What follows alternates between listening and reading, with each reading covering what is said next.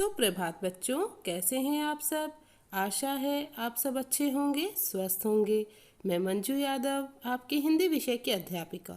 बच्चों, जैसा कि आप सभी को ज्ञात है, पूर्व कक्षा में हम हमारी हिंदी व्याकरण के पाठ क्रिया का अध्ययन कर रहे थे। आज की कक्षा में हम हमारे नूतन सरल हिंदी माला के पाठ 5 ओस कविता का अध्ययन करेंगे। तो चलिए शुरुआत करते हैं। कविता को शुरू करने से पहले मैं पिछली कक्षा में पूछे गए प्रश्नों के जवाब बताने जा रही हूँ। प्रश्न था, निम्नलिखित वाक्यों में से कर्म को रेखांकित कीजिए।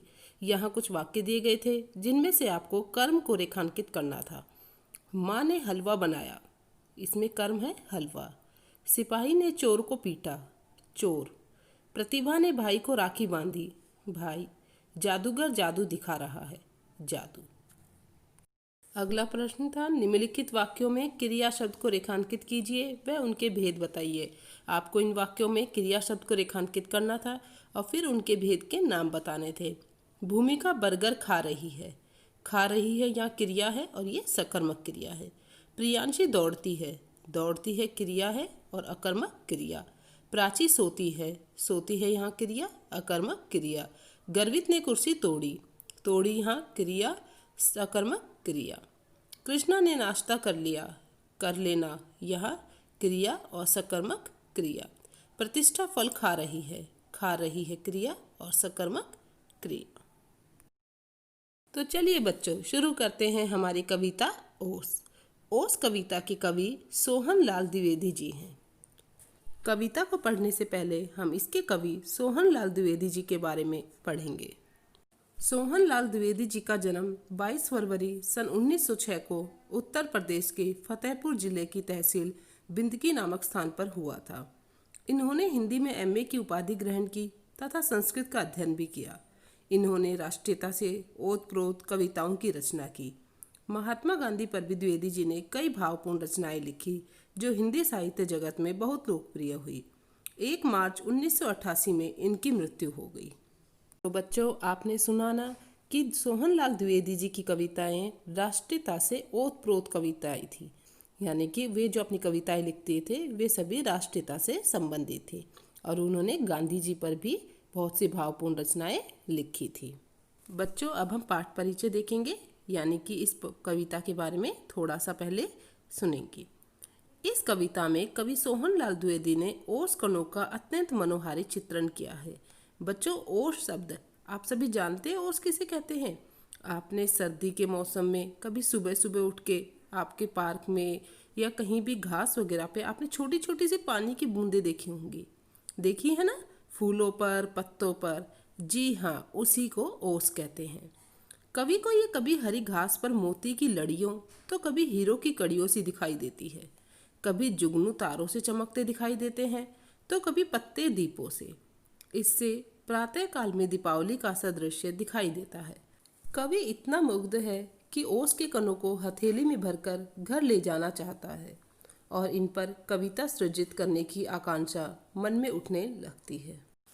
बच्चों, आप कविता की पंक्तियों को ध्यान से सुनेंगे और उसका अर्थ समझने की कोशिश करेंगे। हरी घास पर बिखेर दी हैं ये किसने मोती की लड़ियाँ, कौन रात में गूंथ गया है ये उज्जवल हीरो की कड़ियाँ।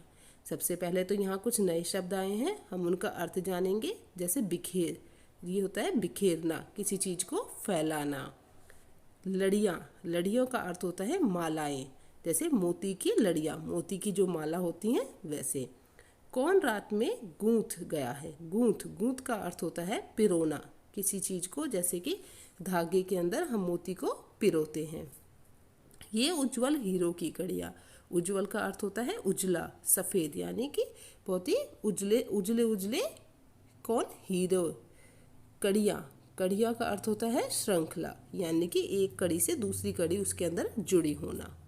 कवि जब प्रातःकाल बाहर आते हैं और बगीचे में हरी घास पर कुछ ओस की बूंदें पड़ी हुई देखते हैं तो वे कहते हैं, हरी घास पर बिखेर दी हैं ये किसने मोती की लड़ियाँ। उन्हें जो ओस की बूंदें होती हैं वो मोती की लड़ियाँ यानी मोती की माला जैसी प्रतीत होती हैं, तो वे अचंभित होकर कहते हैं, हरी घास पर बिखेर दी हैं ये किसने मोती की लड़ियाँ, कौन रात में गूंथ गया है। फिर वो कहते हैं कि ऐसा कौन था जो रात में गूंथ गया है, क्योंकि जब शाम तक तो उन्हें पेड़ पौधे इतने सुंदर नहीं लग रहे थे, लेकिन जब सुबह ओस के कारण भी पेड़ पौधे इतने सुंदर दिख रहे थे, तो वे कहते हैं कि कौन रात में गूंथ गया है, कि रात रात में आकर के कौन गूंथ गया है ये उज्जवल हीरो की कड़ियाँ, यानी कि चमकते हुए सफ़ेद हीरो की कड़ियाँ। उन्हें जो ओस की बूंदें हैं वे ऐसी लग रही हैं जैसे कि कोई हीरो की कड़ियाँ हो। तो वे कहते हैं रात रात में कौन आकर के गूंथ गया है ये उज्जवल हीरो की कड़ियाँ।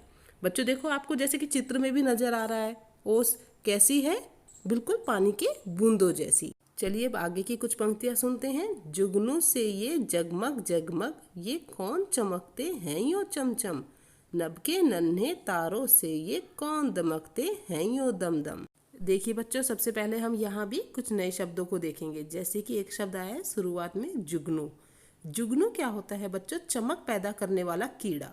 जैसे कि आपको ऊपर चित्र में भी दिख रहा है, एक कीड़ा होता है, जब वो रात को बाहर निकलता है तो उसमें चमक पैदा होती है, वो लाइट दिखती है उसके अंदर, चमक सी दिखती है। और एक दूसरा शब्द है दमकते। दमकते मतलब दमकना, यानी किसी चीज़ का चमकना, चमकदार होना। कवि कहते हैं जुगनू से जगमग जगमग, ये कौन चमकते हैं यो चमचम। कवि जुगनू किसे कह रहे हैं? जी हाँ, ओस को। कवि कहते हैं कि जुगनू से जगमग, कि जुगनू की तरह ये कौन है जो जगमग जगमग चमकते हैं यो चमचम। नभ के नन्हे तारों से ये कौन दमकते हैं यो दम दम। फिर वो कहते हैं कि नभ में जो नन्हे नन्हे तारे होते हैं जो चमकते हैं, तो वो कहते हैं कि नभ के नन्हे तारों से ये, कि तारों जैसे ये कौन है जो दमकते हैं यो दम दम।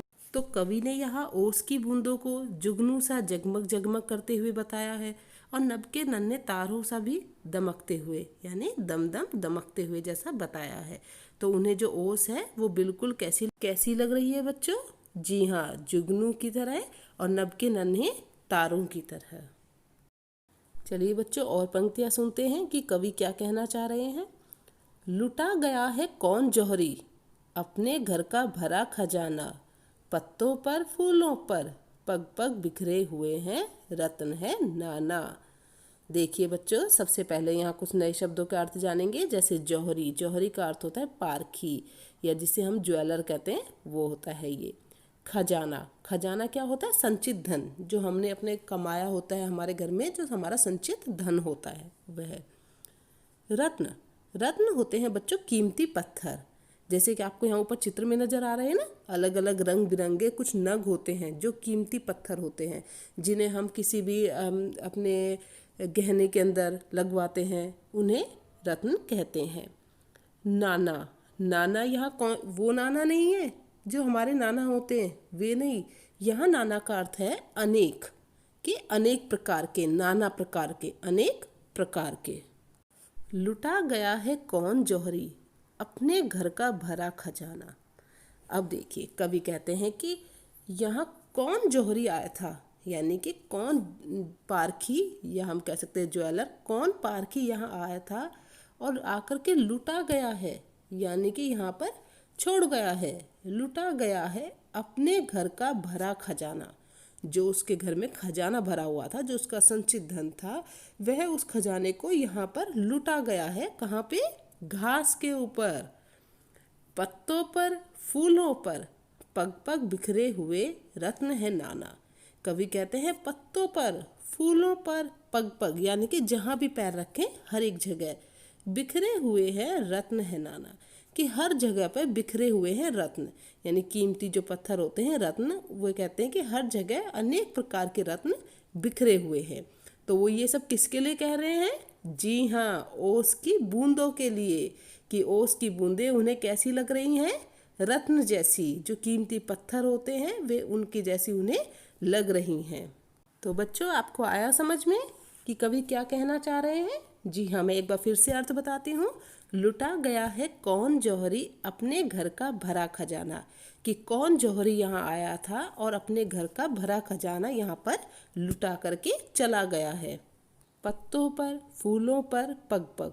वो कहते हैं कि सभी जगह, पत्तों पर भी फूलों पर भी पग पग, बिखरे हुए रत्न है नाना की, यानी अनेक प्रकार के कीमती जो पत्थर होते हैं वे अनेक प्रकार के यहाँ पे हर जगह फैले हुए हैं। बच्चों, उम्मीद करती हूँ आपको ये कविता यहाँ तक अच्छे से समझ में आई होगी। आप लोग इस कविता को एक बार फिर से ध्यान से पढ़ेंगे। कवि ने इस कविता के जरिए प्रकृति का बहुत ही सुंदर दृश्य प्रस्तुत किया है और इतना वर्णन किया है, इतना अच्छा खूबसूरत वर्णन किया है एक ओस की बूंद का। ओस की बूंद को कभी जुगनू जैसा बताया है, कभी नन्हे तारों जैसा बताया है, कभी रत्न जैसा बताया है और कभी मोतियों की माला जैसा बताया है। तो आपने देखा कि उन्होंने कितने सुंदरता से, कितने अच्छे तरीके से प्रकृति का सौंदर्य प्रस्तुत किया है। बच्चों, अब हम पाठ में से आए कुछ मौखिक प्रश्न उत्तर देखेंगे। प्रश्न 1 है, कवि ने मोती की लड़ियां किसे कहा है? किसे कहा था कवि ने मोती की लड़ियां? जी हाँ, ओस की बूंद को। प्रश्न 2, कविता में रत्न किसे कहा गया है? किसे कहा गया है बच्चों? जी हाँ, कविता में रत्न भी ओस की बूंदों को ही कहा गया है। तो देखा ना आपने, कवि ने ओस की बूंदों को कभी कैसा बताया है? मोती की लड़ियों जैसा, कभी रत्नों जैसा, कभी जुगनू जैसा, कभी नन्हे तारों जैसा। अब हम करेंगे हमारा आज का कक्षा कार्य। कक्षा कार्य में सबसे ऊपर आप लोग दिनांक लिखेंगे, पाठ 5 ओस कक्षा कार्य। उसके बाद आप सबसे पहले कविता में से आए कुछ श्रुतलेख लिखेंगे, जैसे मोती, उज्ज्वल, खजाना। इन्हीं श्रुतलेख का हम वाक्य निर्माण करेंगे। मोती, मेरे पास एक महंगा मोती है। उज्ज्वल, हमें अपना भविष्य उज्ज्वल बनाना होगा। खजाना, जौहरी के पास बहुत सारा खजाना होता है। कुछ वचन परिवर्तन देखेंगे बच्चों। मोती, मोतियाँ, दिया, दिए, बूंद, बूंदें। विलोम शब्द देखिए, रात का दिन, घर का बेघर, उज्ज्वल का अंधकार। इसके बाद हम करेंगे शब्दार्थ। सबसे पहला है बिखेरना। बिखेरने का अर्थ होता है फैलाना। लड़ियाँ, मालाएं, गूंथना, पिरोना। उज्ज्वल, उजला या सफ़ेद। कड़ियाँ, श्रृंखला। जुगनू, चमक पैदा करने वाला कीड़ा। दमकना, चमकना। जौहरी, पारखी। खजाना, संचित धन। रत्न, कीमती पत्थर। नाना, अनेक। ओसकन, ओस की बूंदे। अंजलि, हथेलियों को मिलाकर बनाने वाली मुद्रा। निरख निरख कर, देख देख कर। इसके बाद बच्चों हम करेंगे लिखित प्रश्न उत्तर।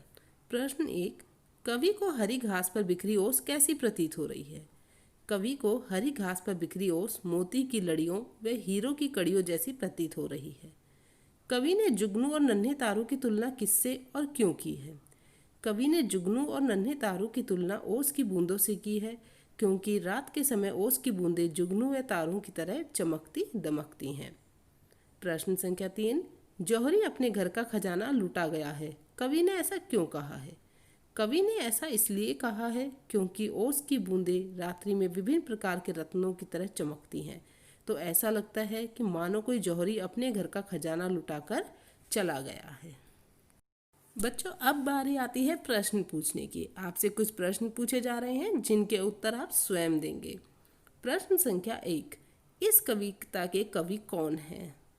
प्रश्न संख्या 2, कवि ने मोती की लड़ियां किसे कहा है? प्रश्न संख्या 3, कविता में रत्न किसे कहा गया है? प्रश्न संख्या 4, कविता में जुगनू की तुलना किससे की गई है? आप इन प्रश्नों के जवाब स्वयं देंगे। आज के लिए इतना ही। अगली कक्षा में हम अपनी कविता को आगे बढ़ाएंगे। आप अपना कक्षा कार्य साफ एवं सुंदर लिखाई में करेंगे। धन्यवाद।